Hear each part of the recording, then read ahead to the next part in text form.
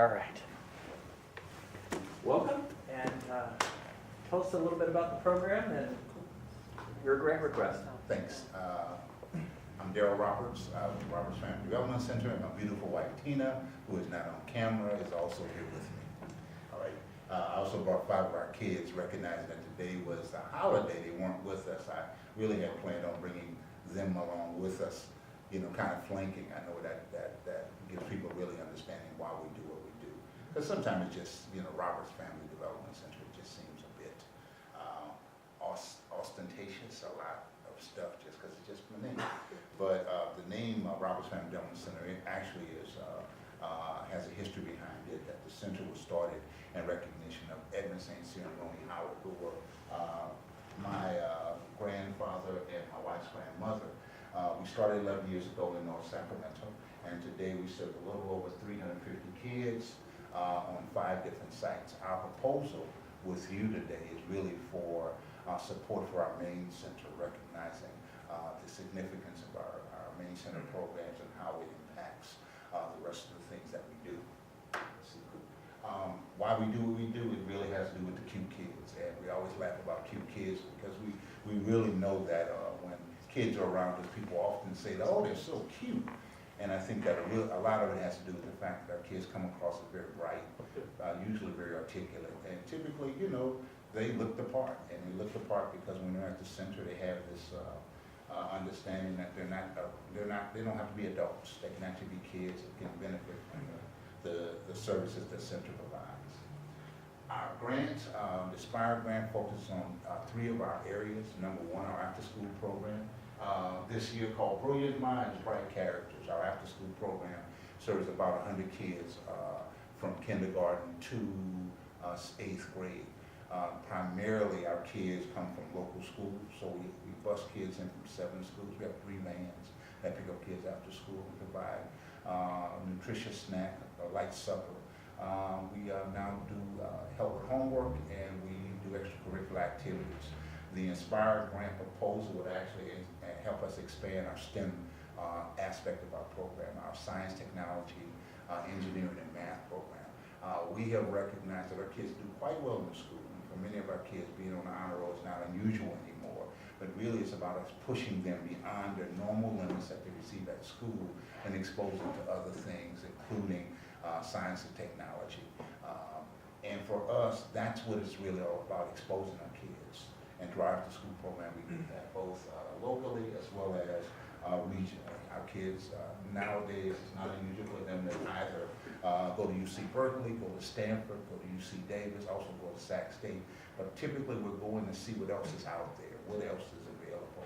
We're hoping that we'll take our kids to Livermore More Lab as part of this proposal, because we recognize that for many of our kids, when we first took them to Stanford, it was an aha moment. But taking them to UC Berkeley and every place else has also been that. And our STEM program really focuses on the science technology programs that also exist at Stanford, exist at UC Berkeley, UC Davis, and Sac State.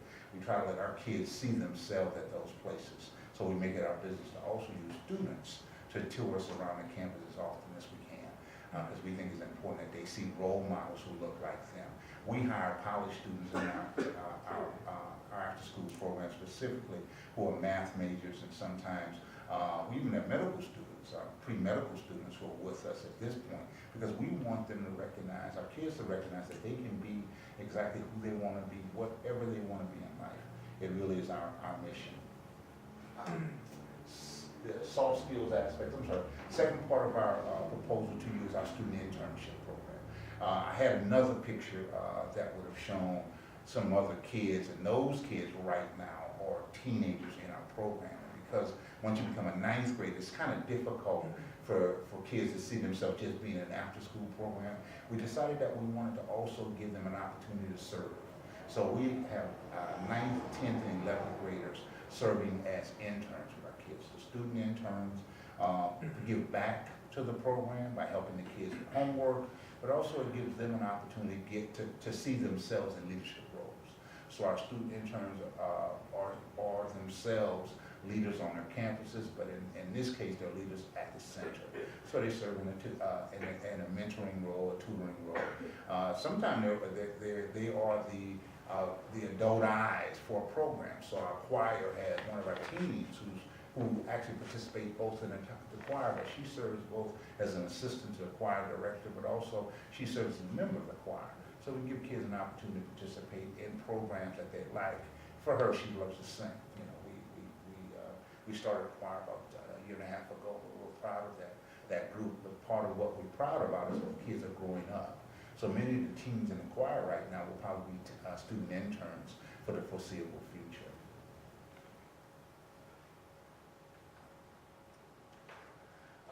The third component of our program really, although the picture of the kids, you can't really see it, is the playground area. That the reason we started for our preschool kids, now is using our after-school program.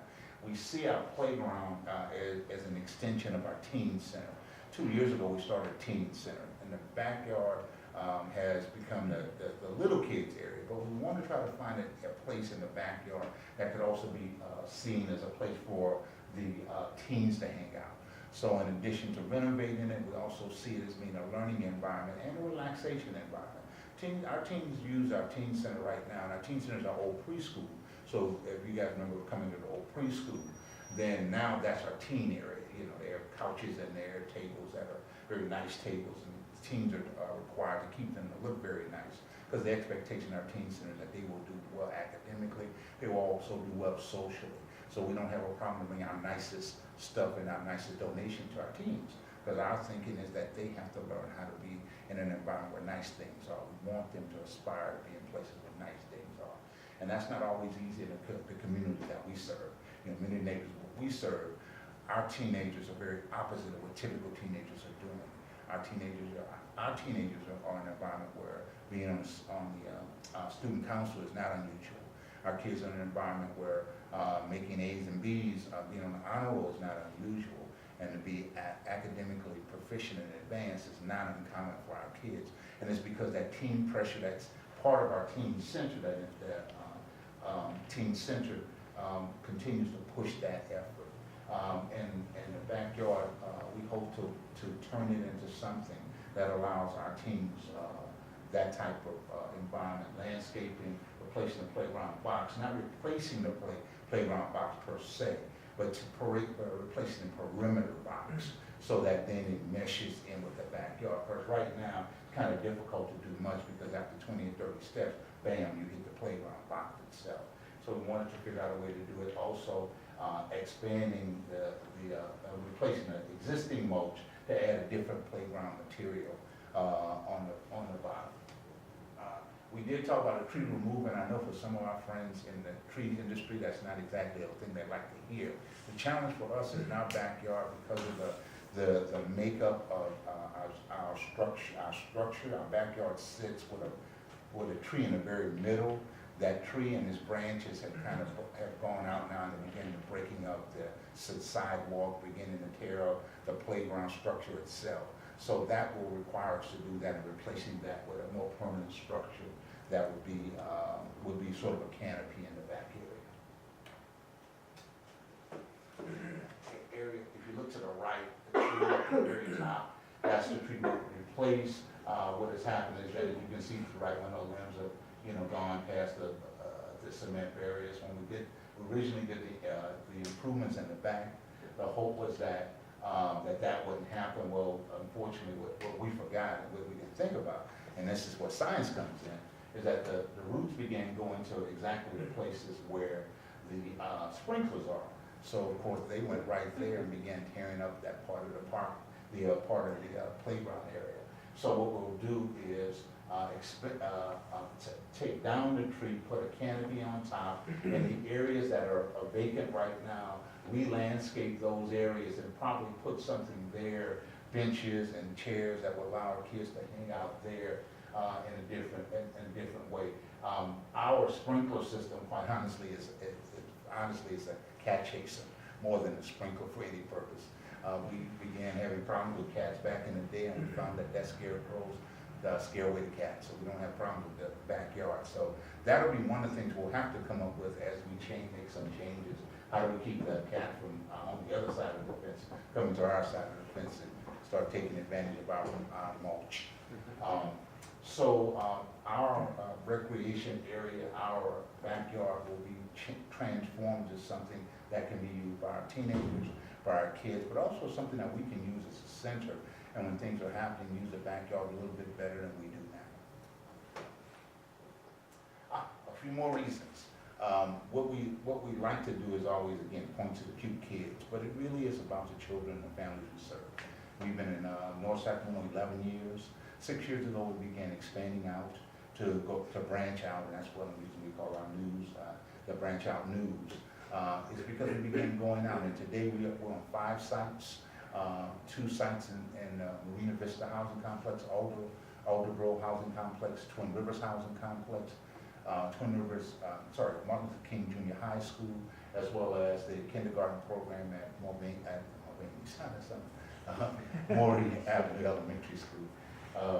And those are our sites at this point. So for us, the purpose of our request to you was the extension of the programs that we have presently in place, our after-school program, specific our STEM program, the expansion of our teen program, which allows our kids through stipends to continue to work with us, as well as an in-kind hope that you will assist us in our backyard proposal. And that is to do improvements that will allow our use by the teens, but also to be used better by the center.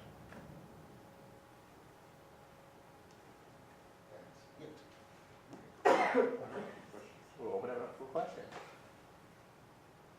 So if you were to kind of in a nutshell talk about how you would utilize the grant proceeds again, the actual grant proceeds would be utilized to do. 6,000 of those, $6,000 will go to the STEM program, what help pay for supplies and materials, but also in some cases to do training. We are presently, that's part of our after-school program, so we started doing training already.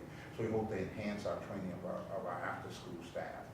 For many of them, science is a little shaky, so that if we can buffer them with additional training opportunities, that would be great. It also gives us an opportunity to take our kids on a field trip. I think I mentioned Livermore Lab. Right. That's one of the trips that we want to take this year, a place we've never been before.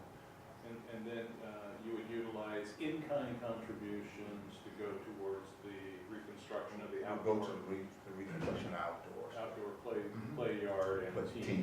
teen area. Mhm. And then the use of volunteers from the chamber would be primarily used as mentors Use to the as children and. mentors, but also in many cases to be used as potential board members, those who we think would, get to know us better. One of the things we have as a challenge as an organization is, we're not the sexiest organization. Well, I may have a sexy wife, but in terms of the organization, we may not be the sexy organization. Appreciate that. We'll keep that going. Okay, thank you. But what I mean by that really is, in terms of people knowing the name and things like that. But what we feel like is when people get to know our center, when they come out and visit, when they hear not the story of Daryl and Tina Roberts, but the story of the kids who come to the center and the families who are transformed over time. I was planning to bring the Simons with me because those are the kids I always think about when I'm thinking about how difficult it can be doing what we do, and I realize, wait a minute, but the kids who benefit from this include the kids like the Simons. And because of their environment that they've grown in, the challenges that they've had, it makes it a little easier to do the work that I do. So, and work that we do. But really, Randy, what would happen is that our exposing members of the chamber and the Inspire group to our center, I think would give us an opportunity to look at future board members as well. Thank you.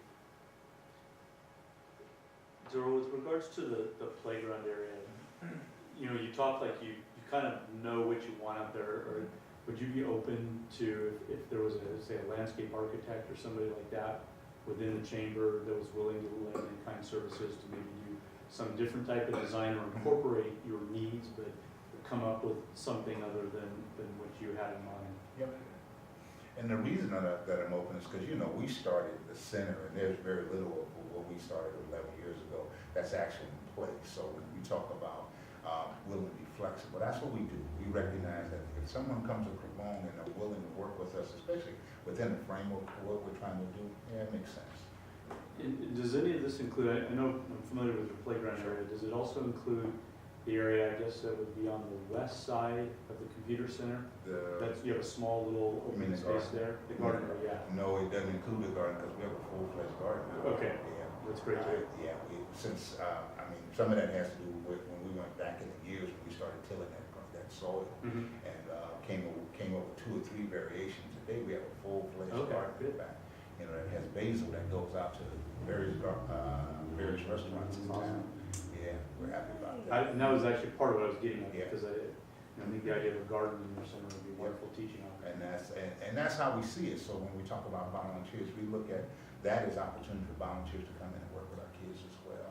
So a lot of where we once started, say, oh, we really only want volunteers who can help between 2 and 6, because that's our after-school program hours. Nowadays, we look at past that because we know volunteers can do other things with us and can do other things for our kids as well. On Saturdays, our garden is open, you know, and on holidays, days like today, our kids can be exposed to other things. And had I known that Lion Knox was open, this would be a place where our kids would come and, you know, shadow you. Because that's where we are now, trying to really figure out, that's part of our internship program, trying to make sure that our kids not only gets exposure to the center, they get soft skill at the center, but they get exposure now to other places, and other partners. So members of the chamber will also be, you know, mentors, but also, you know, shadow opportunities for our kids to be exposed to other workplaces. Okay. Thanks.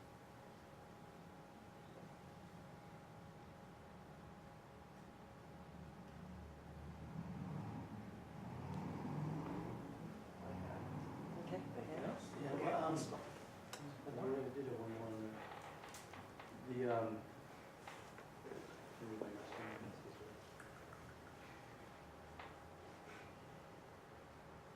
one. Oh, I know, just as far as timing on your physical improvements that you need, is there anything that's in danger or any urgency, or can that just happen? in a You told me I normal couldn't cycle? cut down the tree, so therefore, there's no urgency. I think I told you that because there are rules that the city has Yeah, for tree removal. That's a scrub oak. Actually, I think it's a sycamore. Yeah, Yeah. same thing. Yeah. Okay.